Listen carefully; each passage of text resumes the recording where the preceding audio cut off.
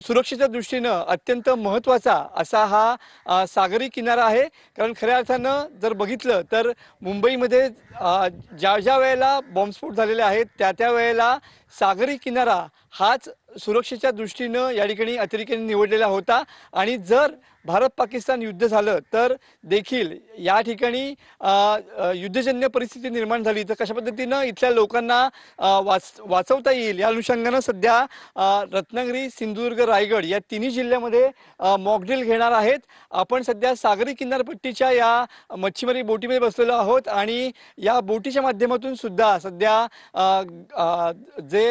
सागरी सुरक्षेची जी धुरा सांभाळतात त्या यंत्रणा या बोटींचा देखील या ठिकाणी वापर करू शकतात। आणि सागरी सुरक्षेच्या दृष्टीनं या सगळ्या गोष्टी ज्या आहेत त्या महत्त्वाच्या आहेत। खास करून तटरक्षक दल असू दे किंवा कस्टम विभाग असू दे किंवा सागरी पोलीस असू दे या ठिकाणी यांनी या मॉकड्रिलची तयारी संदर्भातली जी तयारी आहे ती पूर्ण केलेली पाहायला मिळते आहे। उद्या पूर्ण जिल्ह्यामध्ये या ठिकाणी मॉकड्रिल होईल। अगदी किनारपट्टीपासून ते अगदी गावापर्यंत जर युद्ध झालं तर त्यामध्ये कशा पद्धतीनं लोकांची काळजी घेतली पाहिजे, त्यांना कशा पद्धतीने वाचवलं पाहिजे आणि युद्धामध्ये काय काय प्रिकॉशन घेतल्या गेल्या पाहिजेत या संबंधातली माहिती जी आहे त्याची तयारी जी आहे ती उद्या केली जाणार आहे। आणि त्याच अनुषंगानं कारण किनारपट्टी हा भाग खूप महत्त्वाचा आहे कारण या ठिकाणी रायगडपासून रत्नागिरीपर्यंत किंवा सिंधुदुर्गपर्यंत या ठिकाणी अनेक लँडिंग पॉईंट आहेत आणि या लँडिंग पॉईंटवर मधून शत्रू जो आहे तो आतमध्ये केव्हाही येऊ शकतो।